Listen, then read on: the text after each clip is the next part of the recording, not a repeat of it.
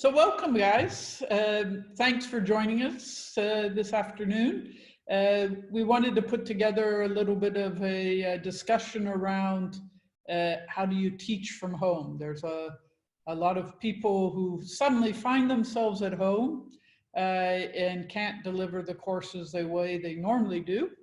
And you guys have a lot of experience in that. So we want to explore what you've learned over the years. But before we start, can you introduce yourselves and where you're coming from today? Hello, everyone. So my name is Nuno. I am based in Lisbon, and well, when I'm teaching from home, well, essentially that means I'm teaching from here, from Lisbon, okay, to the world. And I've started in teaching, okay, technical, let us say, training more than 20 years ago, okay, around 20 years ago. And probably I started actually teaching online, I would say a decade ago, so 10 years ago. Normally I teach, most of the classes are taught in English, okay, but I also teach in French and Spanish, and and eventually also in Portuguese, but it's very rare that we actually get to use your native language. Yeah, exactly. And that's it. Well, that's... Okay. How about you, Luis? Hi there. My name is Luis. I am from Spain. That's where I am normally teaching, right? I've been doing this for something like 14 years, and I have taught altogether over 450 courses, and online something like 150 or something like that, right? And well, I kind of like statistics, and I count all of them, right? And I calculate that I've seen over 3,000 people in all these years. So that is, well, that's interesting how many people is listening to your stuff, right? So for some reason, I still don't understand why it works, right? So people keeps on asking you.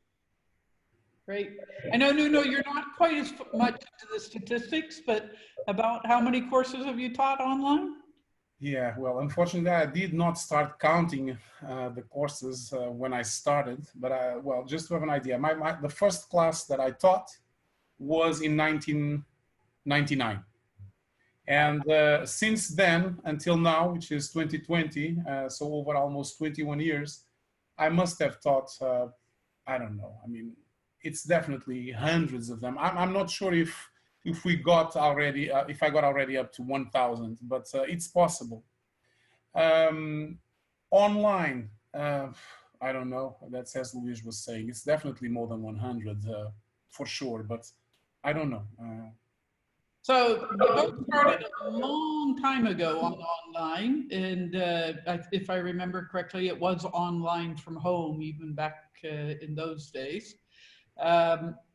So can you remember that far back, before you became a pro at it, what were the type of things you were worried about before your first online course? Well, the main ghost that you always have in here is this going to go well? Because I mean, you are surrounded by the loneliness of your house, right? So that's the only thing that you see.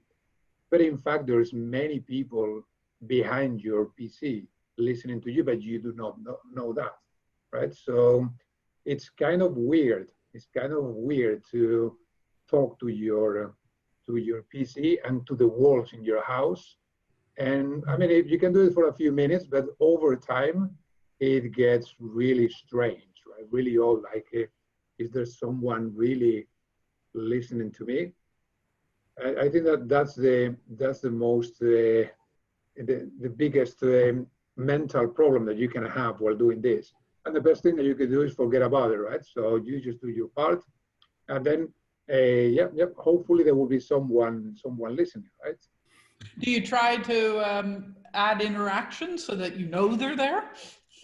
Sure, sure. Now and then I keep on asking questions and I try to ping them like, is anybody there? Or asking questions like, can anyone reply to me through a chat or something, right? And then you just test for a heartbeat, right? And sometimes due to the lack of these applications, sometimes it takes a while to get a response, right? And first, in these applications, you might be seeing Gail is typing, Gail is writing something. So you know that it's not coming, but it's on the way. But sometimes you do not see anything at all. And it's like, all right. There's these odd silences, right? Definitely this radio silence means no one is there. Yeah, they might be off making their cup of tea. Even before thinking about whether they're going to be listening to me or not, right? So on the other end, listening to what I say and interacting and so on. I think that my biggest concern has always been and still is whether the technical setup is going to work out fine, okay? And whether the internet connectivity is going to be all right, so all the time. Because I have had, well, fortunately, I would say that in the dozens and dozens and dozens of courses that we have done, probably more than 100, right, online, I think that I only had technical issues related to internet connectivity, maybe like, I don't know, less than a dozen times. Okay, so maybe 5-6 times. I may, or otherwise they were so critical that I forgot them, right? They were so serious, so severe that I forgot them. I just, no, I don't think so. But that has always been my main concern is whether I was going to have connectivity all the time, because as you can imagine, if we lose connectivity and then it doesn't work for 10 minutes or 5 minutes or whatever, if it's down, then that's going to be a bad impact, right, on the class, and then you have to bring them all together again, and there's this huge amount of stress with the emails going in and out, and so that has always been, and still is a little bit, even though of course with experience you tend to see that okay, it's gonna be all right, it's gonna work out fine. So, but in the beginning, I was always a bit panicked, thinking whether this was going to work or not, right? And then, okay, once it starts, that's as Luis was saying. I mean, are the guys there on the other side? Yes or no, right? I mean, I don't know, but then we do those things. We try to keep them in there with us, okay? Try to get answers from them, asking things, etc., right? Just to keep them awake. Another thing is, as Luis was saying, you are there talking to yourself, right? And okay, I live in an apartment, and sometimes we have to teach like for the other side of the world, and it's 4 a.m. in here. It's dead silence, and I am already in my office talking out loud, which I tend to do, unfortunately. And I think like, well, I bet that if my neighbors catch me on the lift, they're going to kill me. You know, you don't let us sleep. I keep hearing you at 4 a.m. in the morning talking about whatever. So yeah, but yeah. That's an interesting one. Nuno, you mentioned the internet cutting, which is of course one of the worst things that could happen. And we have backup mechanisms sometimes to at least call and let people, or email and let people know what's happening. But other than the internet line, did you guys do anything? Did you buy any special equipment, like a separate microphone or more screens, or anything you had to do to change your home office when you first started teaching? I've tried multiple things along these years, like having a headset, having a microphone that you can just clip in your shirt, right? But in the end, I'm using the one coming from the camera. I think that works well. And one of the other things that I used is a graphical tablet, right? So for the writing and the whiteboarding, I use that, and that helps a lot because you want to have like a kind of a whiteboard, and then anytime that you want to write something, some notes in your presentation, that would be handy. That would be handy. And when you say the microphone coming from the camera, do you mean from your laptop, or do you have something? Well, the one from the laptop, if you use a laptop, or the one from, I can show you my camera right now, is this one. It contains a microphone built in. Oh, okay. That one works well. That one does the job. How about you, Nuno? Anything to add to that? Or? I mean, to teach from home, not really. I think that in the beginning, because as Luis says, we started already. I can't remember exactly. I said 8-9 years ago, but it could have been more, as Luis says, 2010. So 10 years ago. And I can't remember if around that time I already had a built-in camera on the laptop I had at that time or not. So I know that at least for a while I also used a camera, a separate camera that I bought and typically just mount it on the PC and use it. But microphone to teach from home, I've never used it. I've always used the microphone from the laptop. And okay, one thing that Luis forgot, but I'm sure he also has, I know that he also has at home, is multiple screens. So we actually use multiple screens, right? Yeah, so, sure. And sometimes we even, depending on the platform that we are using, sometimes we even manage to log in once with the instructor perspective and a second login with the student perspective to get a clear idea of what they are seeing, what they are getting. Yeah, it depends a little bit. And to be honest with you, that's something that I was worried about more often, okay, in the beginning than I am now. Because now we just tend to know that it works. I mean, we've done it so many times. But in the beginning, I was always also a bit concerned about that, right? I mean, are the students really, am I showing to them what I think, or are they actually seeing what I think I'm displaying in here and showing to them? And I wanted to be sure, right? And so, yeah, so I taught with two screens, sometimes even with 3. Nowadays, it's mostly 2. Okay, so that is something that I also did. But in terms of microphones and cameras, I tend to use the ones now that the laptops come with, right? So, okay.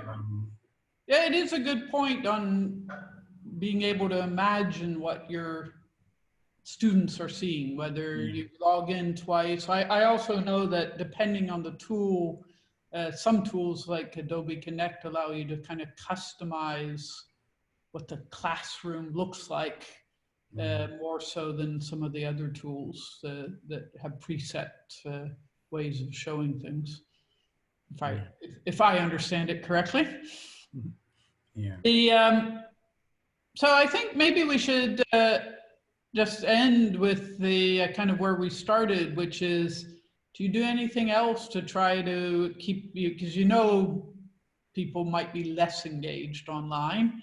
So you were talking a little bit about what you do to keep people engaged. Do you modify content at all or timing at all?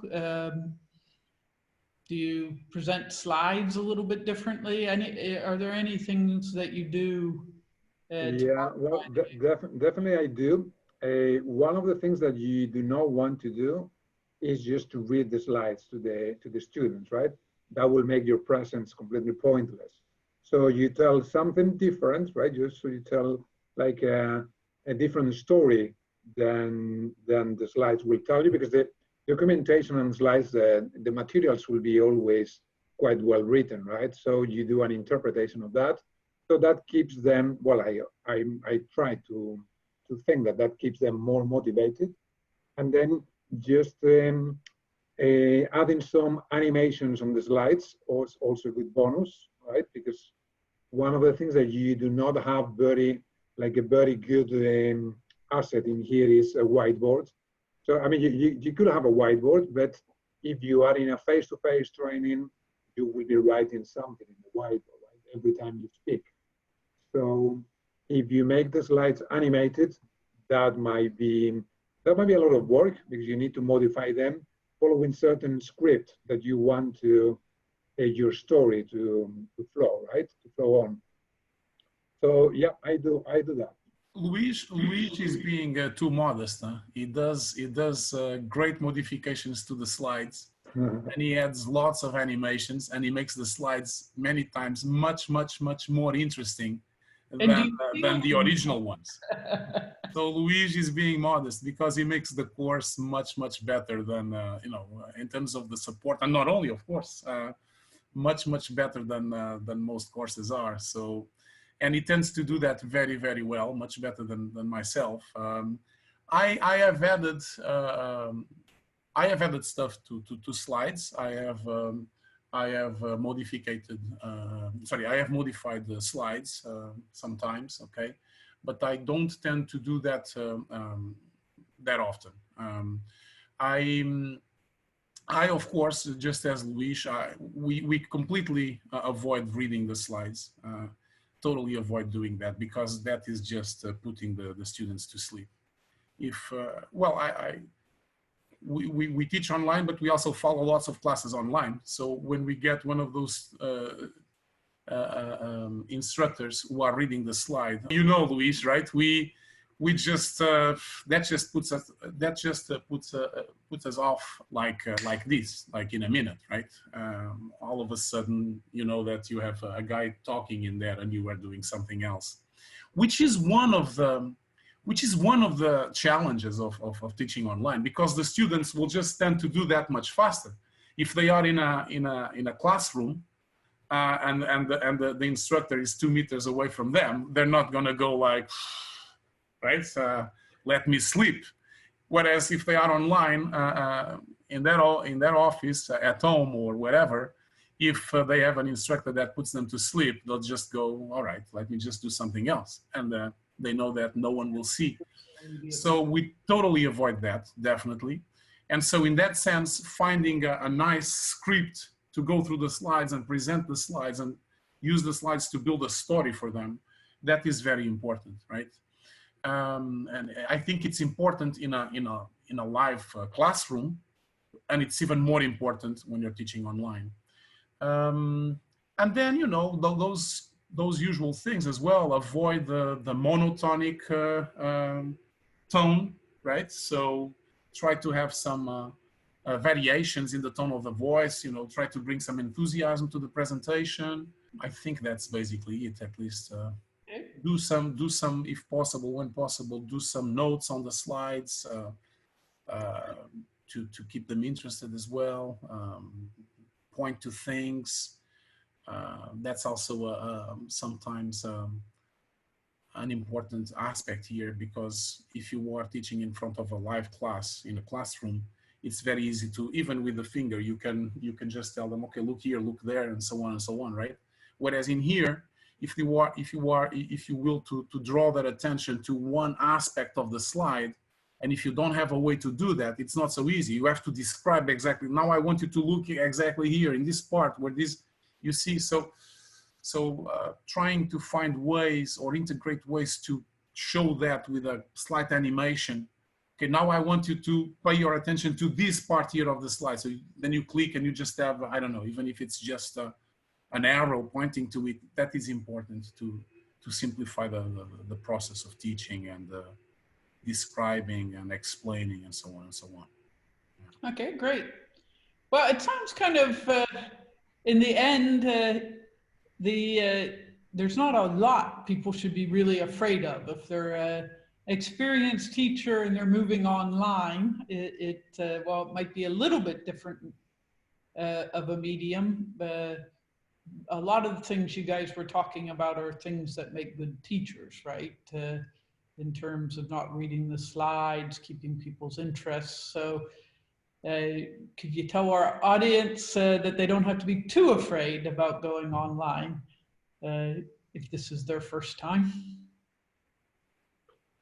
Sure, I think you're right. The more natural you sow and the less preoccupations you have, I think the better the result will be. All right, guys. Thanks again for joining us. Bye, Gail. Bye, Luis. Anytime. Bye-bye.